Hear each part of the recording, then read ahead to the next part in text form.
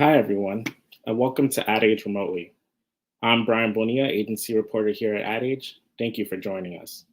Before we get started, a reminder to those of you watching on our social channels: if you like what we're doing here on Ad Age Remotely, please like, subscribe, share, or retweet this post. And feel free to leave questions on our social channels, and we will try to get to them during the conversation. The pandemic has undoubtedly forced companies to rethink what a healthy work environment looks like, and many executives still don't know what their preferred return to office model is. One of the topics that has taken the forefront of the conversation is mental health. However, there is still ways to go. A 2021 study by the American Psychiatric Association found only one in every five employees reported that their employer has offered additional mental health services since the start of the pandemic, which is down from 35% in 2020. The study also found that the number of employees who say they can talk openly about mental health with coworkers and supervisors was down nearly 10% from 2020. This renewed focus on mental health has shined a light on the importance of people-first positions. And all across the industry, you're seeing new positions pop up that never existed before. I'll be speaking to a person who holds one of those positions today, and her role and the importance of it in the agency landscape. Please welcome Jen Patterson, Head of Mindfulness at the Community. Hey, Brian. Hey, Jen. How are you today? Great. Yeah. Thank you for joining us. Oh my gosh, thanks for having me. It's awesome. Important topic. Yeah, Yeah, of course. I guess just to start, before we get into what your title means and your responsibilities, could you just give me a sense of your background and how you kind of became an executive coach in the first place? Yeah, sure, absolutely. My background is I was a planner for many years at all sorts of different places, including the community back when it was La Comunidad. So, lots of meetings at the house on the canal, which I think is still there, still part of the agency. But I always loved in all of my planning. I was never one of those kind of business planners. I was always a people planner. Like the best thing was to, do interviews or focus groups with people and talk to them about whatever the brand was and how they felt. And I always loved that piece of it. And the farther I kind of got in my career, I just realized that that pull was just getting louder and louder. And actually, I'd gone through a breakup, and I had started working with a coach. And just the more coaching I did, the more I was like, this is so awesome. I love this so much. And I had kind of gotten to a place at my job where I just started I was like this crazy, like a dog that just was like sniffing out meetings that I could insert myself and do coaching in. And that's really how I started. I just started to kind of see things through the structure of coaching rather than through the structure of planning. And made the transition. Wow, that's so interesting. And how long were you an executive coach, kind of just independently? About 5 years. Yeah, kind of low 5 for a while, and then kind of more in the past couple of years, it's been more serious, what I would call serious. I also, at the same time, I kind of took the plunge. I also was waiting for an adoption, and my son was born. So I kind of had this like dual path come in at the same time, and then was like, well, I guess the universe is telling me to take a leap in these sort of ways. So it was those first that first kind of year and a half with my son was a little bit slower, but then kind of gained steam. Was I done all kinds of things like workshops and individual coaching, and just kind of trying to find my way really as a new coach. Yeah, and I guess what kind of led from you going away from the agency world a bit to going back into like an agency perspective, and as this new title. Yeah, absolutely. Well, I think it was really just almost like a collaborative process. I was doing some coaching with some people from the community, along with my other sort of clients, my small business clients and whatever. And the CEO had called me Louise Montero, and said, "Hey, would you ever be interested in taking something that was a little bit more permanent and a little bit more structured?" And I just thought about it. The second he said it, I was like, I just lit up. I just felt like, oh my gosh, yes. And I'm so fortunate because the community is a place where I have, these deep roots. I've known Jose and Joaquin, the founders, for ages, 15, 20 years. And it just was such a safe move for me. And also the need was so clear. In terms of what they were hoping. And so it just felt like, just such an obvious thing to do. I couldn't stop thinking about it. I was super psyched to kind of go back into that world and take what I knew, take my new language in there and try to help people. And, I mentioned earlier, there's so many people first positions kind of opening up now as the pandemic has, I think, made it kind of a necessity almost that, to have these kind of positions. What exactly are your responsibilities as a head of mindfulness, and what does mindfulness actually mean in the workplace?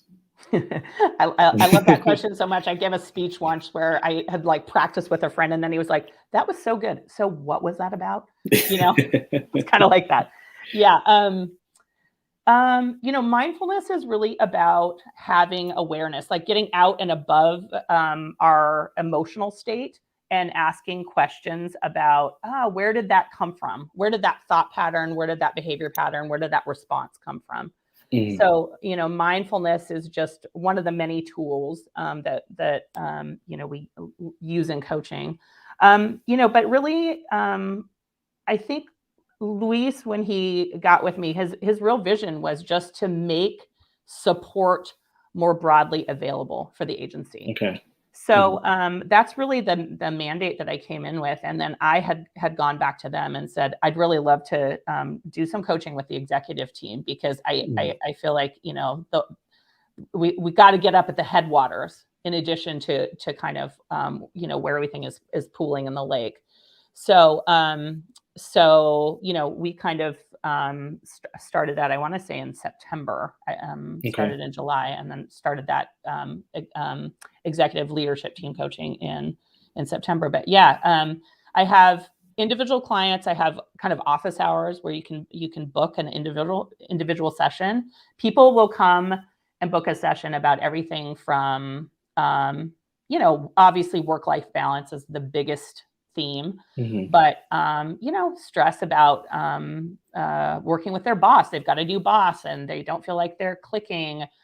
Starting a new job in the pandemic, how alien it is. How do you make connections? All of these places that are stressful. How to, I want to ask for a raise or a promotion. How do I do that? And to big questions like, am I even, meant to be in advertising? Is this what I should be doing? I have you and I talked about, I have a working moms cohort that's a group coaching. So, we're talking about, the crazy toddler behavior that, happened yesterday that's still, poking you in the side. And, all that stuff is so important because you and I were talking earlier about how we're so trained to believe that we can segregate and separate work and home. And actually it's all one thing. We're all working out the same things in all of those places. And so the more spaciousness and attention that we can pay to any place that we're carrying around with us emotionally, again, that's the mindfulness, right? Look down and go, that's what's going. It's not actually that I'm having a bad day at work. It's like I'm still hung up with how I treated my kid this morning. And so to be able to have a space to kind of allow those things to breathe, allow that pause, is really important. And what are some, it's so interesting. What are some tools that you kind of give people to, have that space, or create that space for their own, maybe in the workplace or even in their own lives? Yeah, I love that question. I think the biggest tool that I advocate for people is to just take space and time for themselves.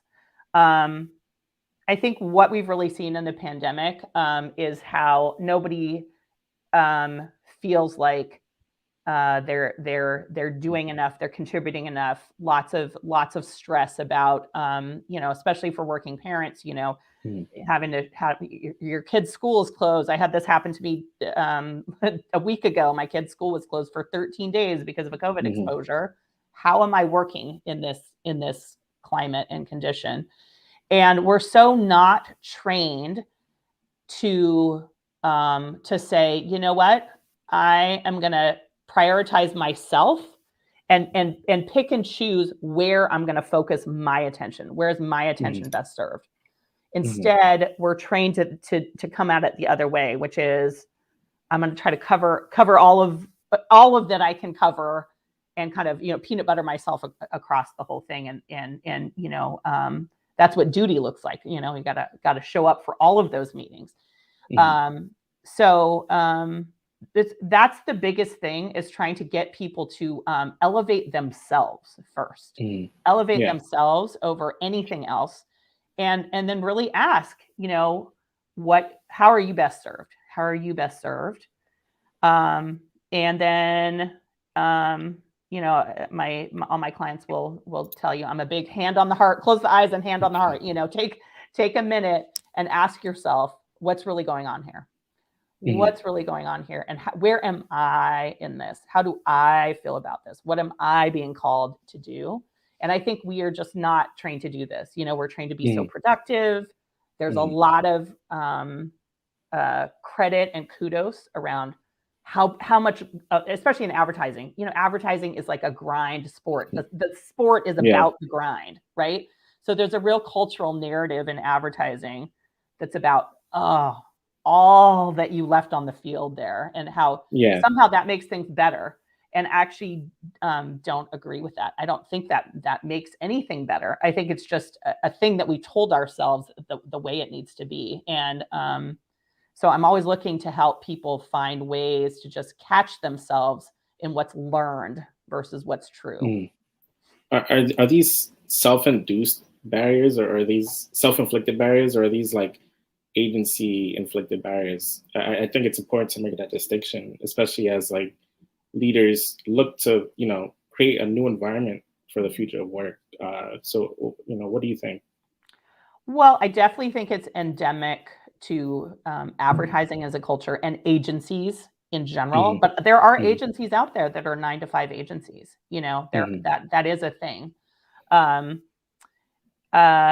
And then I do think it's people, like, it's amazing in these sessions to ask people about where did their sense of what good work looks like come from. There's so many family narratives about working hard and all of the time and efforting that it takes to put in. And I'm not disparaging any of that stuff at all.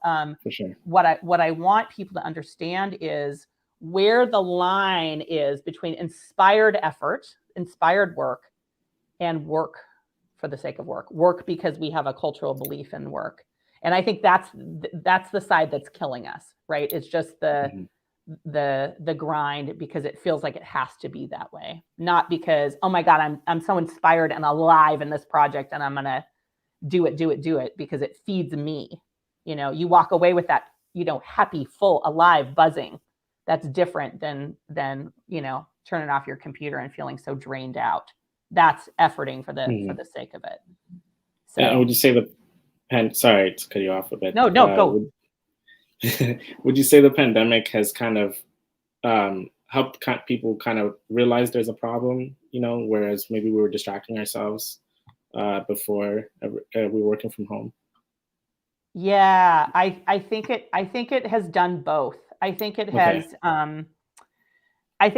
exacerbated what was already there. All of the challenges that were already there. Working moms are already so put upon. We just have a culture that does not support, childcare.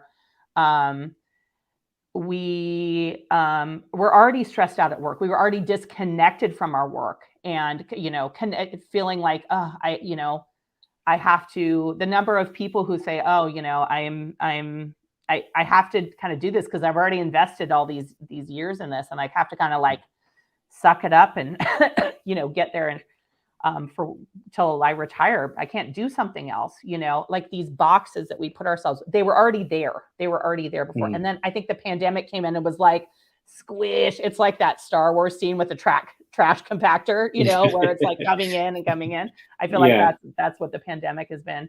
And I think the beautiful thing is that there have been these moments where people have said, nope, enough. I cannot do this anymore.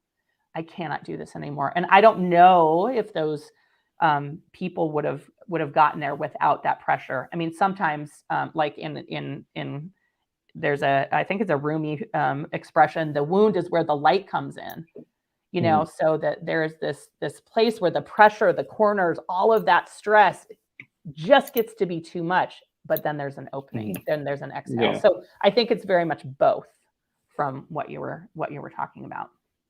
That's interesting. And, I'd like to dive deeper into, where your advice comes from, and, how it affects change. But before I get into that, I'd like to say hi to some folks that are watching today.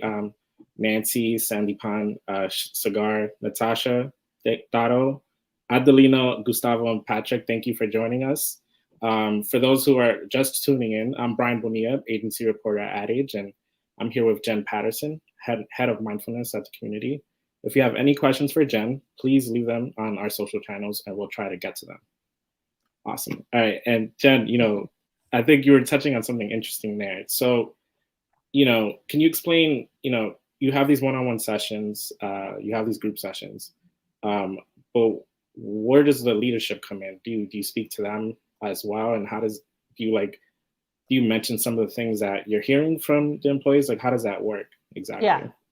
Yeah, absolutely. And the sessions are all confidential, so I'm not speaking to leadership about any specifics, but kind of what the themes are. But the interesting thing is, they already know all of the stuff. They already know all this stuff, and I think in some ways, they're hoping I would come in and like unlock all these other things, but actually, like all of us, like, for me personally, I'm always working on the same two things. I was working on them 10 years ago. I'm still working on them now. So, but what I'd say, Brian, is that with leadership, we have a coaching session with them, which is a little bit different because it's a very large group, but we do a grounding and a meditation. And then I usually try to do a teaching based on a theme that's happening this week, like a big meeting that happened. And I kind of, hear some feedback about the meeting. And then, I'll do a teaching about, let's say, unattachment and how can we walk in a world that has taught us to be so attached to control. How can we loosen our attachments and let what is to be happen? So that might be something. And then, we, with leadership, we talk it out, we hash it out. And I think right now, it's been a handful of months, and I think we are still trying to figure out how those conversations get integrated into whatever it is, agency policy, the way that they show up as leaders. How does leadership show up? What's the conversation? And I know, in the last month, especially in December, we did a lot of work around that. So it's coming, but I really feel like my job is like I'm teaching everyone the same language. So I want the junior account executive or junior creative to be speaking the exact same language as leadership, and for within this language, those two things are going to meet. They're going to start to meet as the energy changes and as people shift their postures in terms of their relationship to work. So that's the kind of uber goal around everything. That's great. And do you ever come across maybe skeptics, and how do you kind of ease people in that maybe are kind of doubtful of what you're saying or aren't sure about it? Yeah. I love that question. I know there are skeptics out there. I've actually heard through the grapevine that there's been some WTF sort of questions. But coaching is one of those, and fair enough. I really feel like my job isn't there to convince anybody. Mm-hmm. I'm just here to provide options. I am just here to help people be in choice about how they show up every day in their relationship to work. I don't actually need anyone to subscribe per se. So, but I think that the biggest challenge, like when you bring up a word about skeptics, I think it's not actually like, you know, Jen's full of bullshit. I think it's actually more people giving themselves permission to book a session. That to me is the biggest kind of skeptical energy that I think is the challenge within this role, because I think there are a lot of people who say, God, I'd really love to do some coaching. That feels great, but where's the time? How am I going to do this? And it's one of the biggest start points for people is to actually carve out space for themselves and say, you know what, I'm giving myself permission in my very busy week, my very busy calendar, to dedicate some time to myself. So, when you are in that mindset, you've already turned onto the path. And that even that small act is really an act of claiming and an opening for this whole conversation. So that's kind of how I would answer the skeptic question, if that makes sense. Yeah. And, can you explain the role that you mentioned earlier, meditation plays for you? And Yeah. I believe you do agency-wide meditations. Could you kind of walk me through how that works and why that's so important for you to do? Yeah, absolutely. Well, I'm a big meditation fan. I just personally, there was a point back when I worked at Deutsch where I had moved to Seattle and I was, but I was still working in LA, and I was on a plane every week to LA. And I just was so stressed out. I was so stressed out, and I was like, I got to do something about this. And Yeah. I started meditating, and I was like, wow, okay, this really makes a big difference. So, I use meditation in sessions all the time. We always open with a meditation, and then I will do little, mini or micro meditations if there's something that needs unlocking. We'll just sit with it. These group meditations that we do for the agency, we actually are doing them monthly. And there's usually a theme. We did one, I can't remember if it was November or December, that was all about boundaries, which was some feedback from the HR team. They had done a lot of surveying of the agency, and that was one of the big themes that came back that people were wrestling with. And so I just, I basically opened with a meditation and then created some prompts. It's almost like a little mini course around how I see boundary setting. And how we're so trained to think boundaries are like this hard line and it's going to alienate us from everyone, but actually it's the opposite. It's about honoring yourself. And so I go through the teachings, and then we have people sit with that idea and commit a couple notes to themselves about where are you wanting to set boundaries. Where have you seen yourself not hold boundaries? Again, just this idea of mindfulness and awareness, getting up above what's going on there, getting that bird's eye view of kind of what's going on and how are you showing up in your life. And, I think just that act of having people take time out, really put some conscious space for some of these topics is super powerful. And then, what they end up doing with them is back to them. And maybe that stuff comes back in some of the individual sessions or whatever. But even that act, getting people to have an awareness in that moment, in that 1 hour session, I think is super powerful, And so I'm just, like I told you in the prep, I'm always looking to proselytize, I just like wherever I can set my, milk crate down and stand on it and talk about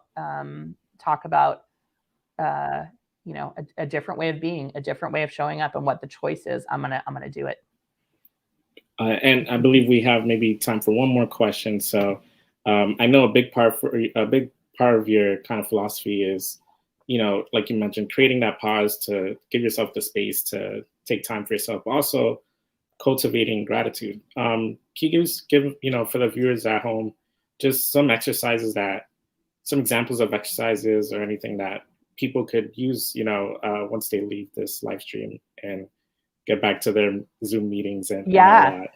Oh my gosh, I love it. Yeah. So I think, the biggest thing that I advocate for people is to, again, take time out. If you are looking at your schedule and it's back to back to back to back to back, to back, that tends to not be a very healthy dynamic. And to just ask yourself, where can I take space for myself? And to do it. I used to do this all the time. I'd be like, back in my last job as a chief strategy officer, I'd have like a meeting every half hour, a different meeting, and I'd just be so grumpy by 10:30. I was like, why am I so grumpy? And I'd look at oh yes, this schedule's making me grumpy, and I'd look at my schedule and I'd go, okay, that is not an essential. I'm going to go take a walk. So I think first, just having the awareness of where first of all, that feeling is coming on, and that is not a feeling that you have to even sit in or be with every day. That there are ways that you can get out of that. And then my favorite advice, I love meditation. I love just, again, closing your eyes. But my favorite advice for everyone is to stand barefoot on grass. This is a grounding technique. This is a shamanic grounding technique. And if you are ever need a reset, this is the best thing you can do, is go out barefoot, stand on the grass for 5 minutes. I know it's hard if you're in New York, but this is my all-time favorite thing to recommend to people, because it's just so easy. Everyone can do it. Yeah, I'm in New York, so maybe instead of grass, it'll be concrete. But touch a tree, Brian. Exactly. This is what you should go. Touch it. I'll go to Central Park. There you go. Touch a tree. Trees actually absorb negative energy. So get your hand on that tree bark. Yeah. Get grounded. We're just so ungrounded as a culture. We are so ungrounded. So anything that we can do to ground ourselves is just in service, in service for our day, our feelings, our mental health. Well, great. Thank you. I think that's all the time we have today. But before we wrap up, I'd like to remind the viewers that we'll be talking about mindfulness and other, related topics at our Health and Wellness Conference on March 1st. You can get more info and buy tickets at adage.com. Next Wellness. Thank you, Jen, for joining me today. Thank you, Brian. Great. And I'll definitely try the grass thing out. So try it. Have a good one. Sounds good. Thank you so much. Thank you.